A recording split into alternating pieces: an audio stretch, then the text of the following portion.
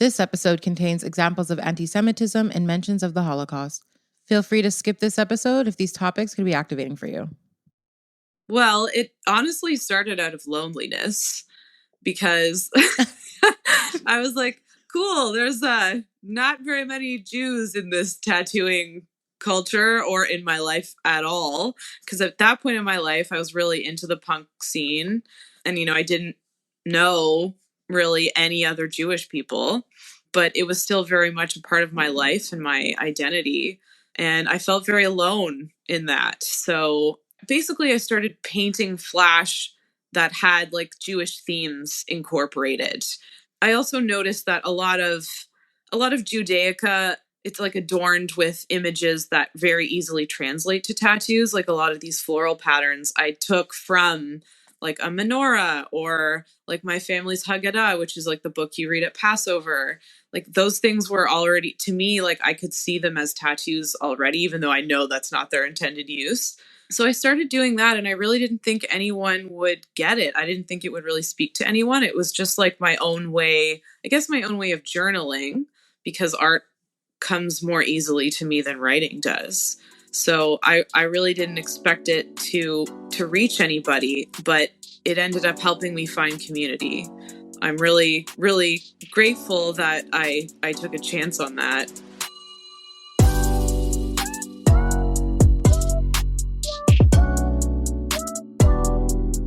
What's up, y'all? Welcome to The Teardown, a podcast hosted by me, Vegas Inc., your favorite polarizing tattooer. Every episode, I sit down and chat with amazing guest artists, and we dive in more intimately on the politics of the tattoo industry, as well as some topics I feel are more relevant in contemporary tattooing. So, now that we're all set up, let's get started. Are you ready? Introducing my online pal / trying to be in real life pals, no thanks to Rona and Ford, Joey Ramona. Joey is a queer trans tattoo artist who has been working in the industry for 14 years, some would say a veteran, living in so-called Toronto. They currently work at Corner Pocket, a small trad shop located on Bloor West. Their hobbies include drawing, painting, and watching cartoons while snacking on copious amounts of candy. And a fun little fact, they really enjoy making birthday cards and thank you cards. Hi, Joey. Hi, Vegas. You like making birthday and thank you cards? I do very much enjoy doing that, yes. Do you sell them? No. Gift only. They come from my heart. Look at me being a little capitalist. I'm like, how do you monetize that? Like, I don't. Well, we got to monetize everything as tattooers, right? Yeah, we got to make our money somehow. How are you feeling? How are you doing today? Or in general? All things considered, I'm doing okay. I worked today, and that always makes me feel kind of nice. And I didn't really get stuck anywhere in terms of the snow, so I'm doing okay. How are you doing? I'm doing fine. What did I do today? Oh, I dragged BLM and had a bunch of phone calls. Saw that. Yeah, I had a bunch of phone calls, got ready for this. I did shower, so that's a good thing. Oh, I worked out. Oh, that's great. Yeah. And ate breakfast. So that's also huge. Taking care of yourself is a lot of work. Don't I know it? But I haven't been able to drive because my car's literally snowed in and I'm not taking the TTC. Honestly, it's disgusting and I can't wait until I can ride my bike again. In this city? Yeah, I kind of get off on the thrill. Until you get hit and ran on. Well, I have been doored a few times, so I've learned some cautionary measures. I know so many people that have been hit by bikers who have been hit by cars and either they drove off or are currently going through a process right now. And I'm like, almost everybody that I know that bikes has been hit by a car or doored. Yeah. Unfortunately, if you're doing it pretty frequently, it's going to happen in some capacity. So you want to wear a helmet. One of my biggest pet peeves are people that don't wear safety gear when biking. I'm like, you just living on the edge. Yeah. Totally. You got to get some lights. Wear an one of those jackets, reflective jackets. Yes. One of those hunting vests. So other hunters don't shoot you by accident. The hunters being Toronto drivers, basically. Yes. Exactly. Let's talk a little bit about your experience in the industry. How did you get started? Did you have a traditional apprenticeship? What was it like 14 years ago? for you? It was a little bit different. I started working in a tattoo shop as a receptionist when I was 18. So I haven't had a job outside of tattooing for a really long time. Prior to that, I was a lifeguard at the Jewish Community Center, of course. So yeah, I started working at a shop called Way Cool Tattoos, which at one point was a franchise and then everyone bought out of them. But there was a couple around town. There was one in North York, there's one in Scarborough, and there's one in Oakville, I believe. And then one at Queen and Bathurst. So I started there. I was booking people, cleaning, lots and lots of cleaning, lots of getting coffees, putting money in people's parking meters, that kind of thing. And yeah, I mean, for like $6.45 an hour. Oh my God. I actually do remember when minimum wage was around that much. Yeah. Like $7, I think. Yeah, I was only exaggerating a tiny bit. I think my hourly wage was like $7.50. But, at the time I was like, this is the coolest thing I've ever done. So I didn't even care. I was making it work. But yeah, I had been thinking about what I was going to do in terms of my career because I had been in art school for about a year. And they straight up tell you in art school, they're like, hi, class of 500 people, maybe one of you will be successful as a painter. And you're like, okay, cool. Glad I'm paying so much money for this. You went to art school? Like you went to OCAD or where'd you go? I did. Yeah, I went to OCAD. You're an OCAD person? Yeah. Wait, did you graduate? I did. It took me 7 years to get my BA, but I did it. Wait. I can't believe you're an OCAD person. I know. I love meeting y'all who are tattooers because either you don't graduate or you do and you hated it. Or you hate it both ways. Right. Yeah, it was an experience. So I got this job at the tattoo shop. I wasn't expecting to get that job. I applied and I was like, oh, I'm sure hundreds of people applied for this. I think they picked someone kind of on the young side because they knew I would find it super cool and like a little bit easier to manipulate. I was just going to say, to manipulate you. Mm-hmm. Totally. So yeah, I had been working there for a few months and I thought to myself at some point, I was like, oh my God, tattooing would be it. This could be the thing for me. I'd love to do it. So I approached the owner and I was like, Carl, I want to learn how to tattoo. And he was like, no, I'm not going to show you. Pardon? Yeah, he's like, nah, I've apprenticed enough people. Now's not a good time.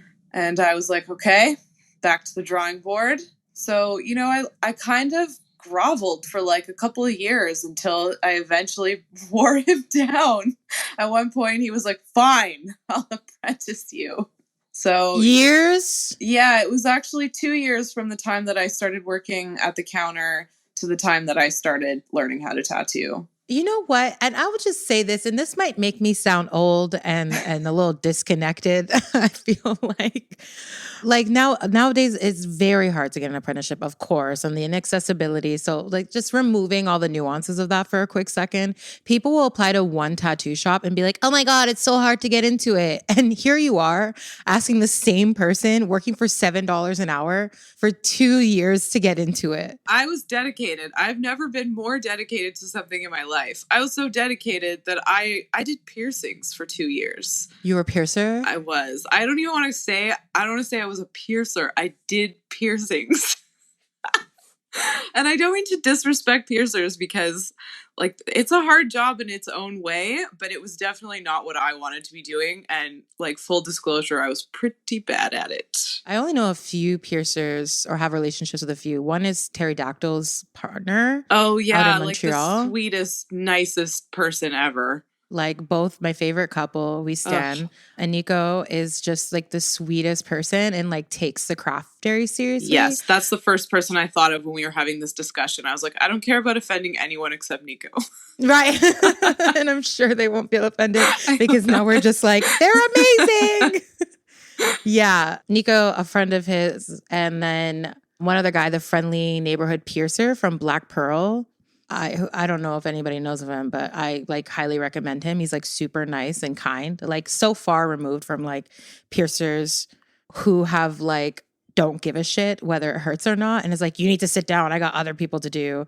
Like he'll literally sit there and make you feel so comfortable. Anyways, I'm on a tangent, but piercers do a whole other thing that I am unprepared to learn about equally. I used to pierce myself with a sewing needle, so take that as you will. Okay, wait. So you were piercing. Yes. At 18 as well. I was like not in my prime at 18. I made a lot of mistakes. I dropped a lot of beats. I hurt a lot of people. Did you reuse them? No, I went through so many damn beads and I kept dropping all of the tapers down the sink in the scrub station. I went through like 400 tapers. You're like, at this point, it'd be cheaper to just teach me how to tattoo. Seriously. I was like, you're losing money. It's a better here. investment for y'all if you teach me how to be a tattooer. So that happened. You wore him down. And then what was like the apprenticeship process like for you? And did you know what style you wanted to do? I didn't. The person who taught me, he's been tattooing now he's been tattooing for like over 30 years. So yeah, he started in the 80s and back then, there wasn't so much of a style emphasis. You know, you kind of just did everything and the odd person would emerge with a style, like, you know, someone like Paul Booth or whatever. But otherwise, like, you didn't really have like industry names that stood out the way that they do now. My teacher basically said to me, like, I'll teach you the meat and potatoes of tattooing. That's literally what he said, which I like. And then, you know, once you're off on your own, you can work on whatever you want to hone in on, but I'm going to teach you how to do a little bit of everything. So that's what I did. I luckily got to skip the cleaning phase because I was already doing that. So my apprenticeship was luckily a little bit shorter than they tend to be. But I still went through the same process as like one of the first things he did is he took apart a tattoo machine, scrambled all the pieces, and he was like, there you go. There's your homework. So, some real tat rad shit right there. Yeah. And I did not get it. It did not go well. Well, did he at least teach you how to build it first? No. Me being the smartass that I was, we used to get the Icon magazine. I think it was called Machine something. And I'd read it and be like, oh yeah, I could do this. And he was like, oh, you can do this, huh? Here you go. And it turns out I could not. So it took a while before I was able to put it together and make it run. Was that the machine you had to use? No, luckily. Like, it ran, but I wouldn't put it to anyone's skin. Right. Yeah. So you did that for a while. How long were you there? And like, when did you because you've also like somebody that's done conventions and stuff too. Yeah. So because I had never worked at another tattoo shop, like Way Cool was my only tattoo shop experience. I worked at Way Cool for 7 years. I think my entire Way Cool experience was from like age 18 to like 27. I worked there until it closed. And partly it was because my experience there, it was very traditional in the sense that like I was kind of taught that that's what I was supposed to do, like be loyal to that shop. So like I didn't do guest spots, I didn't do conventions. I put my nose to the ground and worked there. It wasn't until the shop literally closed that I was like, shit, I have to find a job somewhere else. And like, I don't know any other tattooers really. And that is how we ended up at Adrenaline. Oh, you're at Adrenaline? I was. Oh my God. Why am I just learning all this stuff about you? Like, forget the topic. We're just going to learn about like, wait, so you worked at Adrenaline. I did. So after Adrenaline, I moved to Vancouver and I worked at Adrenaline out there for like 3 weeks. And then I got a job at a shop called Funhouse. And then Vancouver wasn't doing it for me. So I came back to Toronto. I worked at New Tribe for 2 months. And then I got a job at Passage. And then from Passage, I went to Lost Boys. And then from Lost Boys to Under My Thumb. And then I was at Under My Thumb up until pretty recently. And then now I'm at Corner Pocket. So it's like you've bounced around a lot, but like not really at the same time. Honestly, the only shop that I didn't put real time in was New Tribe. And that was because I happened to have got the offer for Passage and it kind of suited my personality a little bit more. I was kind of losing it with the with the level of like at New Tribe, I was doing like 9 tattoos a day. And that's great, but like I don't have the nerves for it, you know? I'm a soft little egg. It was wearing me down. New Tribe has a bit of an aesthetic, though. I'm surprised that because I see your style now, but like being a vet, you did everything. So I'm assuming you were just doing a lot of Pinterest Oh, yeah. type. Yeah, I was doing everything at that point. Smoky, wispy thingies and lots of lettering. Various Pokemon, which was actually probably on the super fun end of walk-ins. Tons and tons of lettering at that point. Yeah, I feel like there's a point in everyone's, well, not these days, but everyone's career where lettering was like a solid couple years. Oh my God, yes. Yeah, that's where I got learn how to do my crispiest lines, which Same. is like so much lettering. Yeah, it's good. Like when you have to do some like typewriter font on someone's ribs, like I can't think of anything that has like upset my nervous system more than that. It's the hardest thing. It's the hardest thing. People think like it's so easy. Ugh. I don't want it. Yeah. I can't go back. So how did you come into being like an artist? I guess you kind of said that already. You went to art school. Was just like you just want to be a painter? Yeah, I really didn't know at the time. Like, when you go into art school, you're 18. Some people were 17. I didn't know myself at all. So I just went in there and I was like, yeah, art's cool. I'd love to do art. And like all of my high school prerequisites were all like I took dance and guitar and life drawing. I didn't take any science or math classes. So like I kind of pigeonholed myself pretty early on in my career.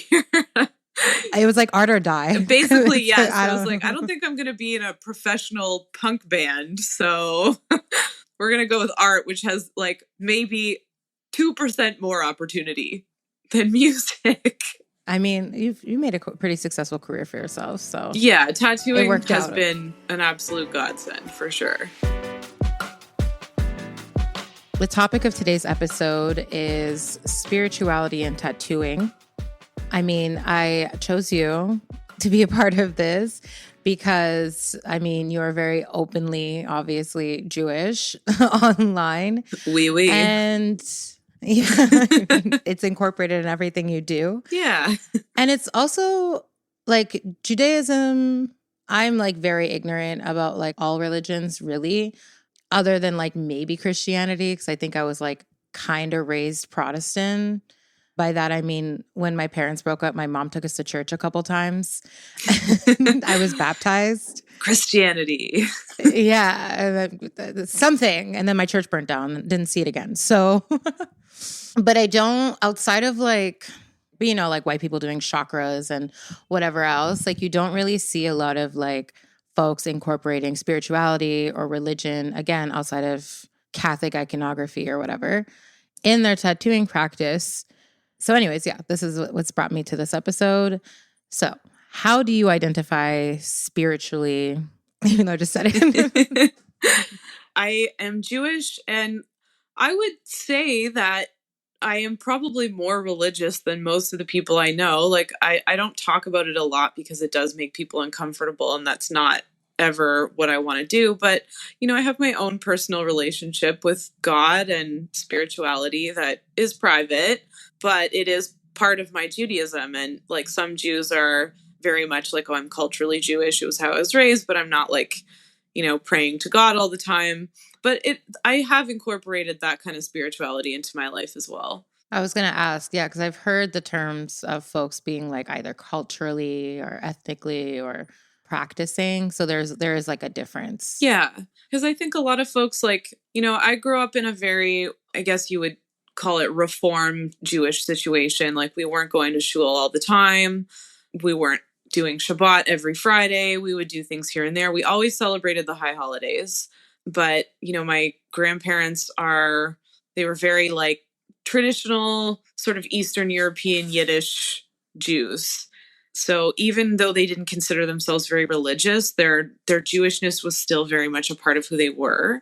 And that definitely radiated throughout the family. Like I was raised hearing lots of Yiddish words and eating Ashkenazic Jewish foods, doing high holidays with the family. So like that's what I would call like the cultural aspect, where like you could do all those things without even mentioning God, What's shul? Shul is synagogue. Okay. Yeah.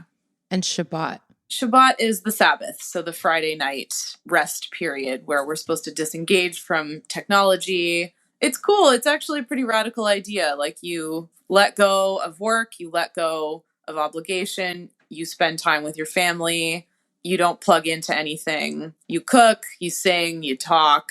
I think you can play board games. And actually, sex is allowed on Shabbat. That's interesting. Yeah, it's in the Torah. Stop selling me on this. What's going on? Wait, is there any relation to Black Sabbath? You know, Like the band? I do not know. I mean, Ozzy Osbourne, not a Jew, but very well could be. I think Black Sabbath has to do with some kind of like black magic witchcrafty thing. It just kind of sounds cool, but maybe. Yeah, interesting. I'm sure there's some metalhead dude out there right now being like, yeah, freaking out. I don't know why they'd be listening to this podcast. So there are like different, obviously, sectors of Judaism, right? Like there's like Orthodox or like you don't have to name all of them, but like what is your practice or tier? The tier in terms of like your level of practicing would be like Reform, Conservative, or Orthodox Hasidic. And like there's difference between Orthodox and Hasidic. And then there are also different kinds of Jews. Like I'm an Ashkenazi Jew, which is basically like a white Jew from Eastern Europe. There are Sephardic Jews, which is like sort of Mediterranean. And then there is the Mizrahi Jews, which are Arab Jews. And even then, there are other types of Judaism within those distinctions. How do you connect your Judaism, your spirituality with your tattooing and your art? Like, what was the process of you starting to do that? Well, it honestly started out of loneliness because I was like, cool, there's not very many Jews in this tattooing culture or in my life at all. Because at that point in my life, I was really into the punk scene. And, you know, I didn't know really any other Jewish people, but it was still very much a part of my life and my identity. And I felt very alone in that. So basically, I started painting flash that had like Jewish themes incorporated. I also noticed that a lot of Judaica, it's like adorned with images that very easily translate to tattoos. Like a lot of these floral patterns I took from like a menorah or like my family's Haggadah, which is like the book you read at Passover. Like those things were already, to me, like I could see them as tattoos already, even though I know that's not their intended use. So I started doing that, and I really didn't think anyone would get it. I didn't think it would really speak to anyone. It was just like my own way, I guess my own way of journaling, because art comes more easily to me than writing does. So I really didn't expect it to reach anybody, but it ended up helping me find community. I'm really, really grateful that I took a chance on that. It is interesting that you felt that way, because now when we look at your page, like you have so much of that adornments or like so much of like the writing done on clients who I'm assuming are Jewish. And I'm like, well, what the fuck were they doing before? Like probably going to people who, one, don't speak the language, which is like Yiddish Hebrew or Yiddish, Hebrew, yeah. or yeah. So it's like, I'm sure like for them, finding an artist who's like already doing this sort of art must have been like really liberating in some ways and like affirming. And like you're also just like really dope of a person too. So they're like, oh, cool. Oh, thanks. So are you. You don't have to compliment me back. Don't do the queer thing and send me back a compliment. But yeah, it's like been really cool because like also some of the conversation, like I'm on Black TikTok, so everything Black is talked about, and like part of that is like also Judaism and race, in particular like Black folks and their relationships to it. So like I even see like Black and brown skin, melanated skin on your page adorned in these pieces, and I'm like, oh damn, okay, work, because otherwise would like even those folks would want to go to like some random white like tatter bro shop and get something that's like even similar, like something that is just so like deeply personal and cultural and significant to them. And then like you actively engage in like anti-racism and decolonial framework. It just must be so like such a better experience for folks to come to you. I hope so. I really do try my best to make my practice as accessible as possible. And also, and you know, I'm learning every day, but Judaism intersects with everything. And I think that in like the dominant culture that we live in, people don't really know that. And so, of course, there isn't a lot of acknowledgement. But, I do speak to lots of folks who are, for example, Black Jews, and people tend to not associate Judaism with Blackness, which isn't fair and not true. Yeah, I mean, Black people get excluded from everything. Let's just keep it 100 from all the intersecting identities. But I've seen a bit of what you're actively learning, and you put up these beautiful posts about where you're at. How has that process of learning been for you? Has it been liberating? Is it an active thing that you do? Is it based on your own active readings? Is it familial as well? Storytelling? What does that look like? It's a little bit of everything. I do take a lot from my own experiences growing up, with Judaism, stories from my mom or my grandmother or my aunts. I also, I learned from the internet, as most people do. And I learned from my clients. I hear a lot of stories from other Jewish folks, and that's a really special experience for me. So I try to reflect that in my learning process as well. And also I take Yiddish Duolingo lessons now. I've seen that. Which is... The phrases that you share, I'm like, you're so random. They are so random.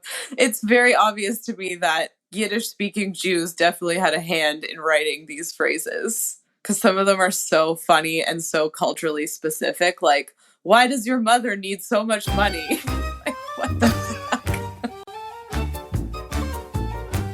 How did your family feel about, one, your body mods, and two, you getting into tattooing? To be honest, it was mostly positive. My mom and I are pretty close, and she knew how badly I wanted to tattoo.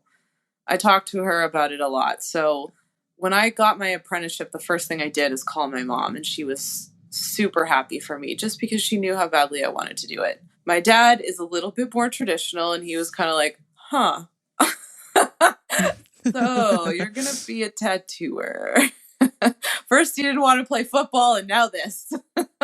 Wanted you to play football? Oh, yeah. My dad's very, very sporty, and I was always into athletics casually, but I never really wanted to pursue it so much. My dad would just be like, damn it. In which ways do you and your family practice? Yeah, mostly we convene. That would be the main thing. And I mean, we haven't been able to do that as much because of the pandemic, and that's been really difficult. But for example, Passover, that's probably the most significant Jewish holiday, arguably. Jews love to argue, by the way. So anything I say, take with a grain of salt, because someone will be out there being like, no. I mean, I was going to ask, what is Passover? Passover is basically we retell the story of the Jewish exodus from slavery in Egypt.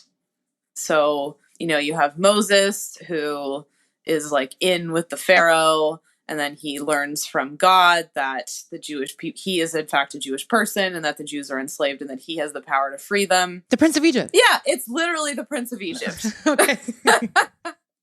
There you go. We're learning every day. Yeah. Okay. Yeah, so plagues, it's a very metal holiday when you retell it.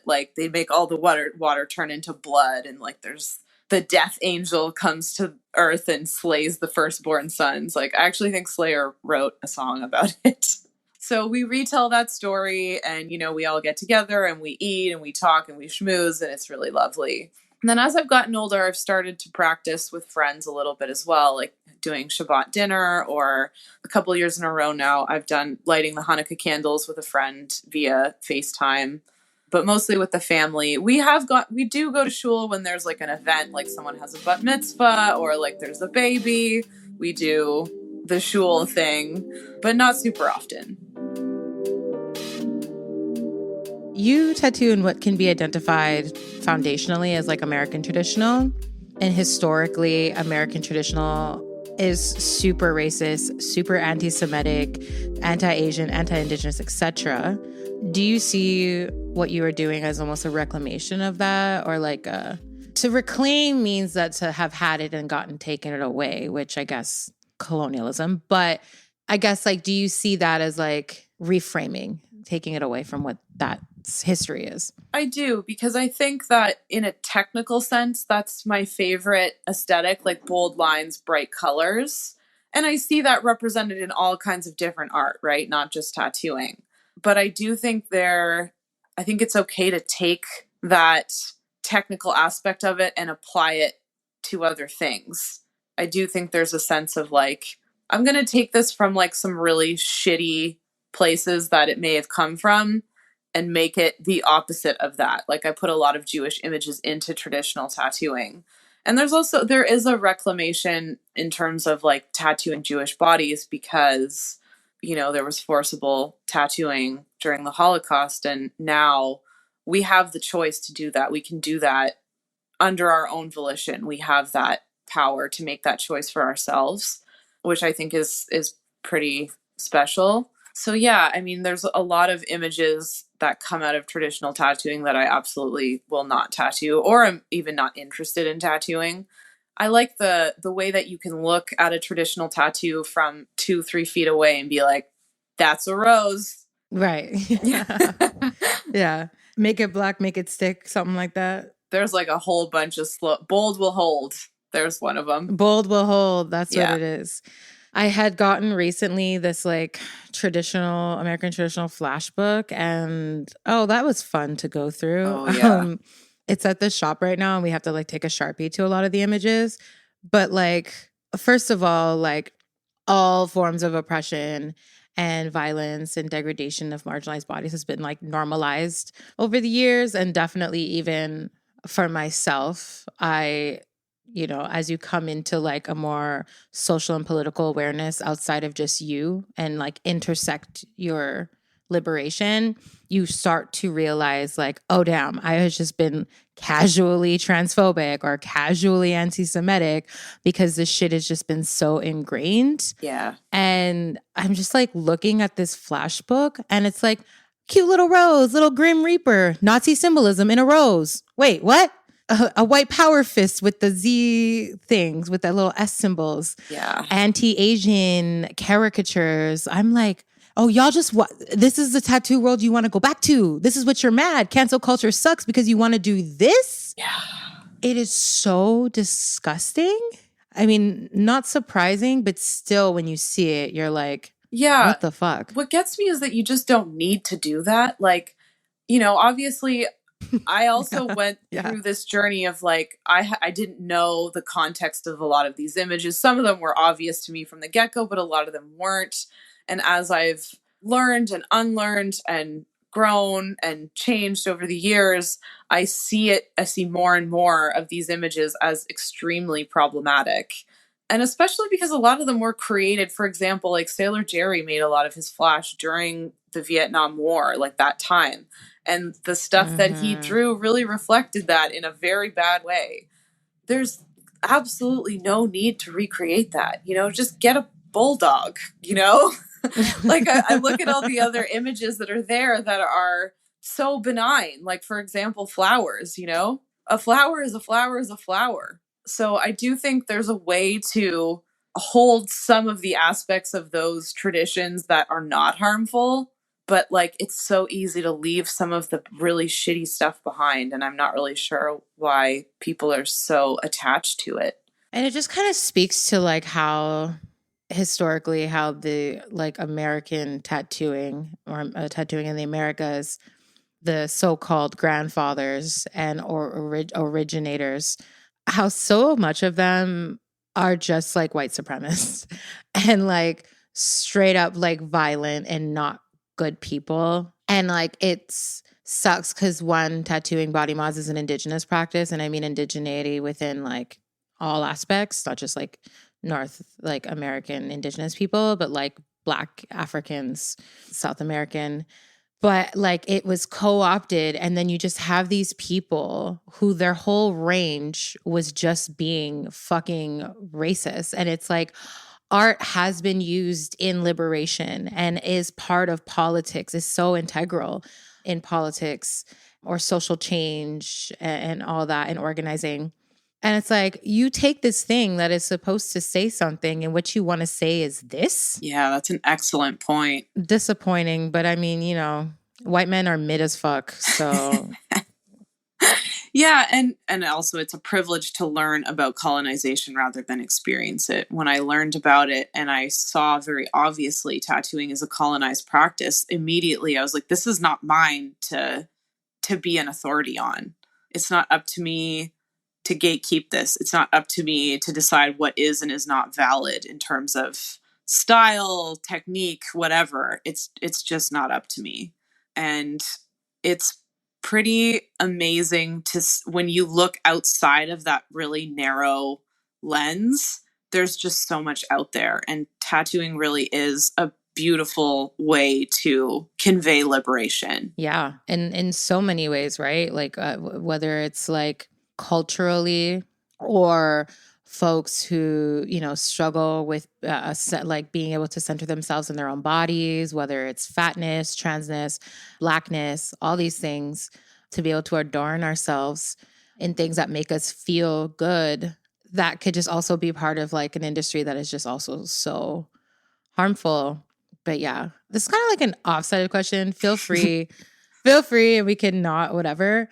But in the Torah, it says that you are not to be, I mean, this is like for all religions, but like to be buried in like a Jewish cemetery, you can't be tattooed. Is that like really archaic and kind of just like subjective to whatever? So that one's actually, from what I know, that one's a myth. The Torah does explicitly say you're not to get tattooed.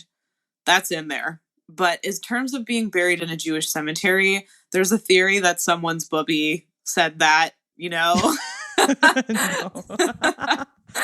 so that you wouldn't do it. And I mean, again, the Holocaust changed everything, right? Because you're not going to tell survivors that they're not to be buried in a Jewish cemetery. The thing is that you're supposed to leave the world in like as close to the condition as you came in. A baby? Yeah, yes, you're supposed to Benjamin Button yourself out of here.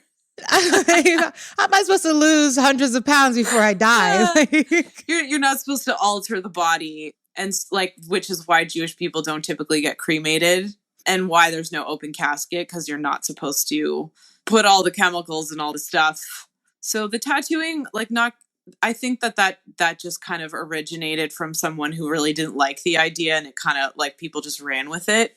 But it does say it does say not to get tattooed in the Torah, but it also says that you're not supposed to mix wool and cotton. So like, everything has to be taken with context. Like when that rule was written, people were still very much into pagan worship. So there was a lot of theory that was in there because they were trying to discourage people from worshiping other gods other than the God. I had heard that, and I mean, I feel like that's one of the main things that part of like mainstream media that you hear, or the media that we consume. I had also thought about like World War II, and I'm like, it was an intentional thing, but like all the folks who were forcibly tattooed, that just was violent in and of itself. Yeah. But it was like, if this is like a specific rule, like there's just there's so many continued ways that like Jewish folks are like dehumanized and just experience so much fucking disgusting violence. And I was like, oh no, now you're telling me the cemetery thing is just something that somebody made up. And I'm like, you know what, that sounds like a grandmother ass thing to do. I feel like, yeah, totally, because there's other religions that have like these other saying, like other things that like if you die when you get tattooed, different things will happen to your body. I forget what religion it is, but somebody, like, I had heard that like when you die and you have tattoos, all your tattoos come to life. And I'm like, shit, I don't know if I want like a demonic Hello Kitty haunting me for the rest of my life. I've got some stupid tattoos. I would be in big trouble. Right? And I just think about my hands. Anyways. What has been your experience as a queer, non-binary Jewish person in the industry? And you kind of touched on this, but like, are there a lot of Jewish tattooers that you know of? I know more now than I ever did. When probably, 14 years ago when I started tattooing, I didn't know any. Except for like the old, like the Bowery guys. Like there was a famous tattooer named Lou the Jew. Because like there were a ton of Jewish people in New York. One of them's bound to be a tattooer. We do get into everything. So, there were a couple like historical Jews in the industry. So, but other than that, I didn't really know of any other Jewish people who are in the industry. And now I know of a few actually. And I mean, a lot of them are in America, but I do know of a handful of Jewish tattooers now, which is really cool. We all interact with our Judaism and our tattooing differently, but again, that's pretty on par for Judaism. Every Jew experiences Judaism differently. Do you think there's like an element of, because with like blackness, with black folks in tattooing, I know a lot of artists even now who won't promote like that they're black on their page and like completely depoliticize themselves and just like don't post pictures of themselves because of the very real possibilities and things that have happened that people will not go to them, which one can make the argument like, why would you want people to go to them? And another argument could be capitalism sucks and we all need to eat. And especially with how like anti-black, racist, anti-Semitic, all the things the industry has been, do you feel like there's like people that kind of hid those parts of themselves? Definitely. Like I know that in my apprenticeship days and when I was interacting with like a lot of tattooers who are often like non-Jewish white men, I got made fun of a lot for being Jewish. And unsurprising to no one. Yeah, because it was a thing to make fun of. And like anti-Semitism is really normalized. And also like there is this Nazi culture that intersects with tattooing as well. And like a guy came into the shop once because he wanted to get a swastika covered up. The swastika was on his shoulder. He had 2 SS lightning bolts on his face. And I was the only person in the shop. And like, I honestly didn't know what to do because I thought to myself, like, I'm not safe to talk back to this man. There's nothing I can say other than, I'm sorry, like, I don't do cover-ups, I think was what I said to him because I didn't know what else to say. Like, this guy had clearly just come out of jail and he's covered in Nazi tattoos. And I'm not going to stand there. I think I was like maybe 23 at the time. I'm not going to stand there in the shop alone and be like, fuck you, Nazi, because like he might do something to me. And I remember feeling in that moment, I was like, this is bullshit. Like, I don't ever want to feel like I have to hide who I am. There was another incident once where a guy came into the shop for a walk-in and he wanted a passage out of Mein Kampf. And the tattooer at the time was like, should I do this? Should I not? I was like, no, you fucking shouldn't, fucker. What? Yeah, he got fired. Okay. Not for that. For that or something else. Of course. But these situations come up and have come up over the years. And I can completely understand why some folks would be like, oh, I'm not going to lead with this Jewish thing because it makes me feel unsafe or unwelcome or makes me feel like I'm a target in some way, makes me feel vulnerable. So I do think that that is probably true for a lot of folks who are Jews and tattooing. I could see already like comments of folks being like, well, he wanted to cover up. And it's like, you don't know why. He could still be a full Nazi. Totally. And just wants to cover it up because he doesn't want to be obvious to the world. And like, what sort of conversation are you going to have with him? Like, especially if you were there alone. No, you have the right to say no. He had a Nazi tattoo on his face that he was less concerned about. The SS. Yeah. Because that is not common knowledge. I know. Not a lot of people know like about the SS. This has come up before. Or like the specific eagle. There's like covert Nazi shit that people don't know about. I had to like talk to my artist the other day about it. And I'm like, okay, y'all, these are the list of things that might seem like arbitrary, but like this is what they represent. Like there's a specific type of eagle. German eagle. That is like a white supremacist representation, the SS. Yeah. So I had to like sit there and have a conversation with them because they also didn't come from like great apprenticeships are taught, if they are ever. It's not really rooted in some of the old stuff that I think was important to know. Yeah. Yeah. They just didn't know. I'm like, damn. Yeah, and that's the thing, like a lot of folks don't. And there's a lot of things I didn't know. Like I was doing these, like Tamara Santaveñas was doing these anti-racism seminars for a while last year or the year before, 2020. Like they had guests come on every week, different people talking about different things. And one person came to speak to the group about Nazi dog whistles in tattooing or white supremacist dog whistles. And I knew a bunch of them, but some of them I didn't know. And I thought to myself, like, holy shit, how many more of these are there?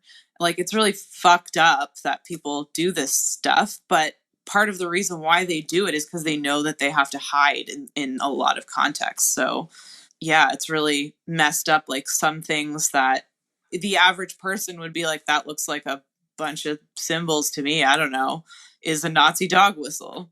I feel like in so many ways blessed to like that we have now created like a sort of secondary or like alt tattooer community where like we have these shops where we're not always going to be safe, but where it's less likely that folks are going to walk into them and be like, hey, I want this like super problematic thing. Like, you know, for my shop, True, like, they're not going to walk up in there and say they either they're going to call. I got a call. We got our first "Can I get a Nazi symbol" call like a couple of weeks back. Shit. It was like a troll ofs, but like for the most part, they know that they're like not safe there, and like we're like super like even ACAB, and we're trying to find ways to like find out if people are cops or not, so we don't tattoo them. I've struggled with that in the past, yeah, because like cops are also they're catching on to the fact that people don't want to tattoo them, so they want, so they don't want to mention it, which is weird. What do you do for work? I security. Somebody, my friend Obsidian, had said that their inquiry form, they ask, what do you do for work? Which I'm like, it kind of feels very an obvious question. So if you're telling me the cops are catching on, they might not put it in there, but maybe it'll deter them. If they have to think about it, they might be like, oh, damn, okay, maybe I should go somewhere else. Maybe I better just go to the bro guy. My last two questions. With your organizing, your volunteering, your politics, like your ethics, what sort of impacts has that had on your career or like on you personally, particularly, I guess, as it pertains online? Well, I mean, there's a lot of humbling experiences that happen because I am an outspoken anti-Zionist, meaning that I reject the state of Israel. That has resulted in a lot of trolling from other Jewish folks, which is a real bummer, and it's going to keep happening. And I've kind of resigned myself to like, you know, I accept that because ultimately, like, I don't support a fascist state. So sorry if you do, you know? So, you know, that has resulted in definitely like a loss of clients and a loss of business. And that's okay because, you know, I have a ton of privilege and losing some of it is a totally fine price for me to pay to do the right thing. So I'm fine with that. And, you know, there's always people who feel like politics don't belong in tattooing or that organizing doesn't belong in tattooing and they're entitled to have those feelings, but they often will disengage. Or on the flip side of that, you'll have folks that disagree with something you say and then you have to, you know, reassess and think about the impacts of what you've said, because anytime you put yourself out there, you're going to make mistakes. So you do end up putting yourself in a vulnerable position. And that is a position that is a good place to learn from. So I'm going to keep doing it.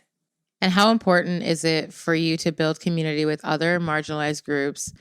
And what are things that you think should be an integral framework or praxis? Well, first of all, I think that like all forms of oppression are connected. You know, for example, you can't separate anti-Semitism from white supremacy. It's part of the umbrella. So therefore, the oppression that Jews feel is connected to the oppression of other oppressed people. And to separate it would also be unfair to people whose identities intersect with more than Judaism. So, like, for example, Jews of color, Black Jews, to say that anti-Semitism is separate from racism is fucked up, you know? They all belong under that white supremacy umbrella. So it's important to me that my opposition to that, my like attempts at dismantling, are based in an anti-oppression framework that's connected with other marginalized people. It has to be. Otherwise, it's not decolonial. It's not radical. So all of those things have to be part of the practice as well, which means incorporating that not just in my tattooing, but in every aspect of my life in any way that I can, from like what kind of businesses I support to where I shop to the kind of like, offering sliding scale. All of those things are connected to me. And like anarchism is also connected to that. I mean, we live under late stage capitalism. So like I do have to make money to live, and Toronto is a fucking expensive city, but I would rather stand in solidarity with people and give up some of what I have than just try and build my empire and leave behind other oppressed people. That was a great answer. Thank you. Thank you. Words are coming out of your mouth, Joey. Yo, it came out easily. Okay, it's more than just, I tattoo all bodies in fucking bios. So we love to hear it.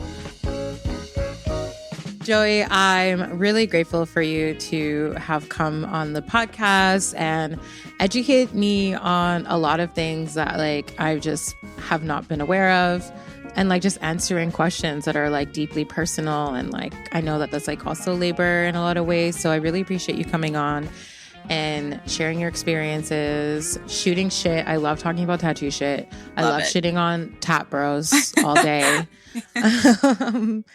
So yeah, thank you so much. Was there anything that you wanted to plug, socials, an organization you want people to follow or check out, anything like that?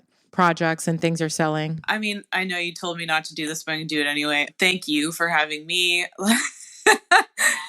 I have learned so much from you, and I'm so grateful that you're here in this community and that you've given me an opportunity to talk and be in community with me. That's really cool. And thanks for asking me to be here. Like it's my pleasure. I was honored. As far as plugging things, right now I am really into organizing with the community fridges, and that seems like an obvious one for me. You can check out the Instagram CFTO and it will give you the fridge locations. It's a really great way for anybody to practice mutual aid, because all you have to do is pick up a few groceries and drop them in the fridges and pantries, and like that is helping your community. And if you want to get more involved, you absolutely can. We're always looking for people to help clean, to help organize, to do food drives. Food insecurity, unfortunately, is a huge part of living in a city that has no rent control, no affordable housing, no equitable social services. So one of the ways that you can help your community is to be involved in a mutual aid project like this. It's an easy one to take part of. So I like to plug that one because literally anybody can do it. You do not need a special skill. And then your Instagram? Oh yeah, my Instagram. My Instagram is Joey Ramona Tattooer. And if you want to look at it, you can. That's it for today's episode, folks. Go ahead and follow @TheTeardownPod on all socials. Make sure to leave a rating and review wherever you get your podcasts. The Teardown is hosted by me, Vegas Inc. This episode was edited and mixed by Ali Sirois and produced in collaboration with Edit Audio. And I'll see y'all at our next session.